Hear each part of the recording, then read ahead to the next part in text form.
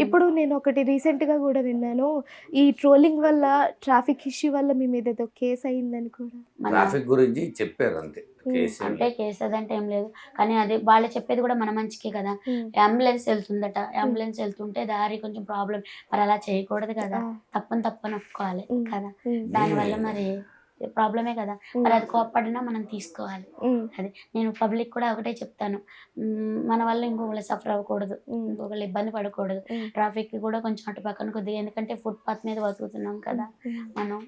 కానీ ఇంతమంది నాకు సపోర్ట్ చేస్తున్నందుకు కూడా చాలా ఆనందంగా ఉంది. హ్మ్. నేను ఫుట్‌పాత్ మీద వాళ్ళని కూడా ఇంత ఎంకరేజ్ చేస్తారా?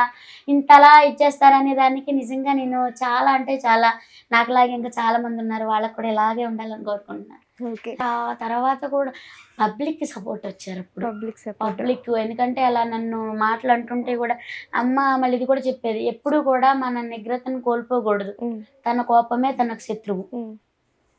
ఇప్పుడు కోపం పడితే ఎంత కోపం చేస్తే అదే మనకి విలన్ అవుతదంట. హ్మ్. ఎవరో కాదంట, మనలోనే ఉంటదంట. హ్మ్. మన కోపమే మనకు శత్రువు అని చెప్పింది అమ్మ. హ్మ్. కానీ మనం ఏదైనా సరే ఎదుటి వాళ్ళు మనల్ని ఏమన్నా ఇదిగా అన్నప్పుడు మనము తొందరపడి వాళ్ళని అనకూడదు. హ్మ్. ఎందుకంటే వాళ్ళనేది ఏంటనేది మనం వాళ్ళ మాటలను బట్టి మనకు అర్థమవుతది. ఇప్పుడు బురద మీద రాయేస్తే చింది మన మీదే పడుతుంది హ్మ్. కదా. అవును. కావాలని ఎవరు బురదలో రాయి రాయరు కదా, కదా. అది మన మీద పడుతుంది కదా. హ్మ్. అలా చేసేది చేస్తూనే ఉంటారు. హ్మ్. కానీ అది వినేది ఈ చెవిని వినాలి, ఈ చెవిని వదిలేయాలి. హ్మ్. మనం ఏంటనేది మనకు తెలుసు. హ్మ్. అది ఎన్నో అనుకుంటారు, అనుకున్నాయన్ని పట్టించుకుంటే అసలు ఈ లోకం మీద బతకలేము. హ్మ్. మాటలు అన్నారు నిజంగానే. కుమారి ఆంటీకి ఒక పెద్ద ఫ్లాట్ ఉంది, అపార్ట్మెంట్ ఉంది.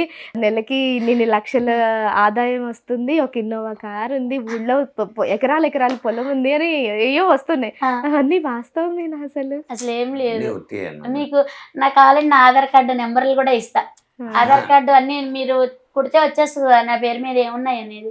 ఒక మన వైఎస్ జగన్మోహన్ రెడ్డి గారు ఇచ్చిన ఇల్లు మాత్రం ఉంది. హ్మ్. మొన్న ఇల్లు వచ్చింది నాకు. హ్మ్. ఆ ఇల్లు మాత్రం అది కూడా పైన వచ్చింది. హ్మ్. అది ఓకే. ఇల్లు. సో పెట్టుకున్న ఇదంతా అస్సలు వాస్తవం రాదు. కాదు. అస్సలు ఓకే. రేకుల రూమ్ అయితే కొనుక్కున్నాను నాన్న. మాకు ఫస్ట్ నుంచి కూడా బిల్డింగ్లో ఇప్పుడైతే నేను పుట్టి పెరిగినాక ఇప్పటి వరకు అయితే బిల్డింగ్లో ఉన్నదైతే నేను లేను. హ్మ్. మేమిద్దరం మా పెళ్ళైనాక కాపురం చేసింది బిల్డింగ్లో అయితే లేదు. హ్మ్. ఫస్ట్ నుంచి కూడా గుడిసెలో కూడా ఉన్నాం మేము. చిన్న ఊరు ఇప్పటికీ ఉన్నాయి. మన అపర్ణ టవర్స్ దగ్గర వెళ్ళే దారిలో ఇటు వెళ్తాం కదా, ఇజ్జిత్ నగర్ ఓకే. వెళ్తుంటే అక్కడ గుడిసెలు ఉంటాయి. హ్మ్. సూర్య టవర్స్కి వెళ్ళేదాన్ని పక్కన హ్మ్. ఆ గుడిసెల్లో ఉన్నాం మేము ఫస్ట్ స్టార్టింగ్. ఓకే. అలా హోటల్ స్లమ్ ఏరియాలా ఉంటుంది. ఒక మురికివాడలాగా గుడిసెల్లో ఉంటుంది. ఓకే. గుడిసెల్లో మురికివాడ కాదు, బానే ఉంటది. రోడ్డు పక్కన రోడ్డు పక్కన వేసారు. నీడగానే ఉంటది. అక్కడ ఎందుకు ఉండాల్సి వచ్చింది? అంటే అంటే వచ్చిన అప్పుడు మీరు కొత్తలో కొత్తలో. వచ్చిన కొత్తలో ఎక్కడ కాకపోతే లేక. అంకుల్ ఏంటంటే అంకుల్ దగ్గర నాకు నచ్చింది బాగా ఏంటంటే ఎవరిచ్చినా ఊరిని ఎవరిచ్చినా కానీ తీసుకోరు, హ్మ్. అస్సలు తీసుకోరు. తీసుకోరు.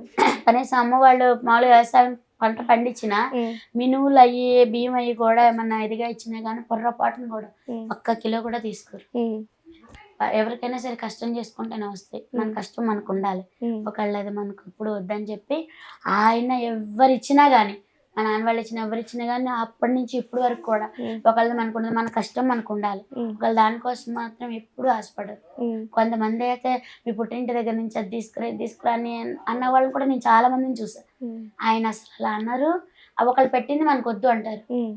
అస్సలు ఓకే. పొరపాటున కూడా మా అమ్మకి నాన్న కూడా నేనంటే కూడా ఆయనంటే ఎక్కువ ఇష్టం. హ్మ్. మళ్ళీ నేను తన కూతురినైనా కానీ అలాంటి మంచి హస్బెండ్ వచ్చినందుకు నీకు మంచి భర్త వచ్చినందుకు నువ్వు చాలా అదృష్టం చేసుకున్నావు అని మా అమ్మ నాన్నే అంటారు నన్ను. ఓకే. మీ పిల్లలు ఏం చేస్తున్నారండి? మీ పిల్లలు ఎంతమంది? ఇద్దరు. బాబుమో డిగ్రీ ఫస్ట్ ఇయర్, హ్మ్. పాపేమో ఇంటర్ సెకండ్ ఇయర్. ఎప్పుడైనా మీరు ఫీల్ అవుతారా నేను చదువుకోలేదని? అయ్యో నేను కొంచెం చదువుకొని ఉంటే చాలా. బాగుండేది. అనుకున్నా. చాలా బాగా ఫీల్ అవుతుంది. ఆ. ఇప్పుడు చదివిస్తానంటే చదువుకుంటా. అవునా? చదివిస్తానంటే చదువుకుంటారా? చదువు అంటే చాలా ఇష్టం. బాగా అంటే అయ్యో. బాగా ఇష్టం. కానీ వాళ్ళు చదువుకుంటే కానీ వాళ్ళు నేను చదువుకోలేదని బాధపడుతుంటాను కదా. హ్మ్. అందుకోసం వాళ్ళు నేర్పిస్తే ఏదైనా సరే ఒకరోజు నేర్పిస్తే చాలు. అదైతే నాకు ఇంగ్లీష్ అవి కూడా వర్డ్స్ అవి కూడా హిందీలో మాట్లాడడం కానీ హిందీ కూడా నాకు రాదు. అవన్నీ కూడా నా పిల్లలే నేర్పించారు. అసలు హిందీ ఎంత బాగా మాట్లాడతారా అండి మీరు? నేనే షాక్ అవుతాను చూస్తా ఉంటే. మా పిల్లలు నేర్పించారు. కానీ మా పిల్లలు కూడా అంటారు, హ్మ్. డాడీ పంపిద్దాం డాడీ మమ్మీని బాగా చదువుకుంటుంది. ఏదైనా అంటే నేర్చుకుంటే ఇట్టే నేర్చుకుంటా, ఆ. ఏదైనా చెప్తే మాత్రం. సో మీకు చదువు అంటే చాలా ఇష్టం ఉండేది కానీ పరిస్థితుల వల్ల ఆగిపోయారు. అంతేనా? అవును. ఓకే. అవును. నిజం చెప్పాలా ఆంటీ, ప్రతి ఆడదాని విజయం వెనుక ఒక మగాడు ఎలా ఉంటాడో ప్రతి మగాడి కష్టం వెనుక ఒక ఆడది ఉంటుంది. మీ ఇద్దరిలో అది చాలా బాగా నిజమైంది. నిజం చెప్పాలి అంటే మీకు చాలా మంది కాల్స్ వస్తానే ఉన్నాయి, ఇంటర్వ్యూల మీద ఇంటర్వ్యూలు. ఆఖరికి శ్రీదేవి డ్రామా కంపెనీ నుంచి కూడా వచ్చింది ఫోన్. ఒక సెలబ్రిటీ అయిపోయారు. ఫైనల్లీ మీ ఫీలింగ్ ఏంటి అసలు? అంటే సంతోషంగా ఉంది, హ్యాపీగా ఉంది. ఎందుకంటే ఇంకోటి ఏంటంటే మేము అసలు ఎలా ఉండేవాళ్ళం ఇప్పుడు అనిపిస్తుంది మాకు. నిన్న నైటే అనుకున్నాం మేమిద్దరం, కానీ ఒకసారి అన్ని గతాన్ని నిన్న గుర్తు చేసుకున్నాం మేము.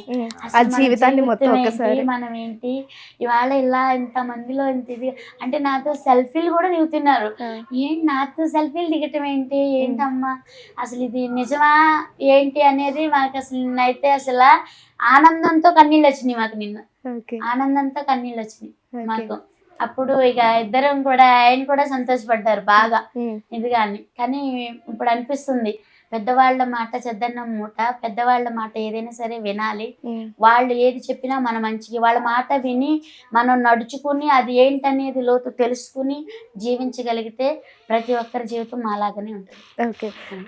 సో ఫైనల్గా చాలా మంది మిమ్మల్ని గుర్తుపడుతున్నారు ఆంటీ వల్లనే ఇదంతా జరుగుతుంది అని. బట్ మీ వెనక అంకుల్ లేకపోతే ఈ విజయం మీకు ఎప్పటికీ రాదు. మీ లైఫ్లో అంకుల్ పాత్ర ఏంటి అంటే ఏం చెప్తారు? నా జీవితం మొత్తం అంటే ఆ అంకులే.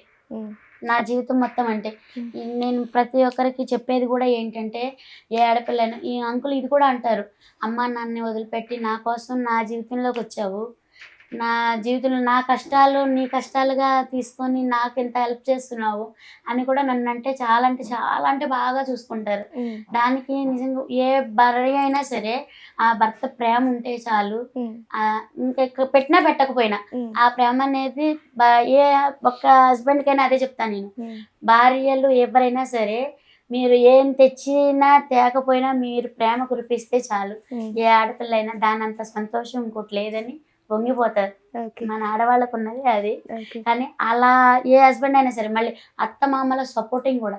ఫస్ట్లో నేను కష్టాలు పడ్డా వాడిని ఇది చేసిన ఈ వాళ్ళు అప్పుడు కూడా అంకులే ధైర్యం చెప్పారు, మా అమ్మ నాన్న ఇలా మా అమ్మ ఇలా చేస్తుందని నువ్వు బాధపడకు, ఇప్పటికైనా వాళ్ళు ఇది చేస్తారని చెప్పి అంకుల్ కూడా నాకు అలా సపోర్ట్. కానీ ఇవాళ నిజంగా అంకుల్ అన్న మాట ఇవాళ వాస్తవమైంది. నేను ఫంక్షన్కి వెళ్ళినప్పుడు కూడా అప్పుడు పసుపు తాడు వేసుకుని వెళ్ళేదాన్ని. అంటే కొంచెం ఉన్నవాళ్ళు ఇదిగా ఉన్నప్పుడు కూడా పసుపు తాడు వేసుకురాకపోతే కొంచెం గిల్ట్ తాడు ఏదన్నా వేసుకుని రావచ్చు కదా. అప్పటి నుంచి ఇప్పటి వరకు కూడా నాకు 250-300 నా శారీ ఏదైనా సరే. ఇంకా అంతకు మించి అయితే కసి పట్టుదల. మేము ఇక్కడి నుంచి వచ్చాం, మేము కూడా పైకి రావాలి అని కష్టపడి పైకి వస్తాం. ఒకటి ఒకరి మాటకి ఒకరు విలువిస్తారు, ఒకరి నిర్ణయాలకి ఇంకొకరు గౌరవిస్తారు. ఆ రోజున అలా ఏడ్చినప్పుడు కూడా అంకులు కనీసం అనేవాళ్ళు ఎన్నైనా అంటారే, మన జీవితం అంటే మనకు తెలుసు. కానీ అలా ఏడుస్తుంటే కూడా నా కన్నీళ్ళు తుడిచి అంకుల్ అంటే అంకుల్ కూడా ఉన్నారు. నన్ను అలా అన్నప్పుడు ఏమనేవారు? నన్ను ఇలా పసుపు తాడు వేసుకుని రాకపోతే గిల్టీ తాడని వేసుకుని రావచ్చు కదా. నేను ఊరుకునేవాడిని కాదు, గిల్టీ తాడు రోల్ మోడల్ కొంటే ఊరుకునేవాడిని కాదు. అది అట్లా అన్నప్పుడు ఎందుకు సంపాదించుకుని కొనుక్కున్నాం. ఇవాళ అన్ని సమకూర్చాను. మరి ఇంత చేస్తున్నారు కదా, ఎప్పుడైనా ఫ్యామిలీకి నేను టైం ఇవ్వలేకపోతున్నానే, నా కుటుంబంతో బయటికి వెళ్ళలేదు ఎప్పుడు ఉండదు అంటే. ఎందుకంటే సంవత్సరానికి ఒక్కసారి మాత్రము టూర్లు అంటే విడిగా బయటకి ఎక్కడికంటే వెళ్ళాం. దేవుడి గుళ్ళు అంటే పిచ్చి మాకు అందరికీ కూడా. దేవుడి గుళ్ళకి మాత్రమే సంవత్సరానికి ఒకసారి, ఒక వారం రోజులు 10 రోజులు ఇప్పుడు ఆల్మోస్ట్ అన్ని తిరిగాం. ఏ దేవుడిని బాగా నమ్ముతారు? ఏ దేవుడిని? శివుడు, పార్వతి, దుర్గమ్మ, వెంకన్న బాబు, మొత్తం దుర్గమ్మ అంటే బాగా. నాకు చిన్నప్పటి నుంచి నేను 8 సంవత్సరాల పిల్లప్పటి నుంచి నేను దుర్గమ్మ మాల వేసుకున్నాను. అంటే 11 రోజులు మాల. అమ్మవారిని ప్రతి సంవత్సరం నిలబెట్టుకుంటా, అప్పటి నుంచి ఇప్పుడు పెట్టుకుంటా.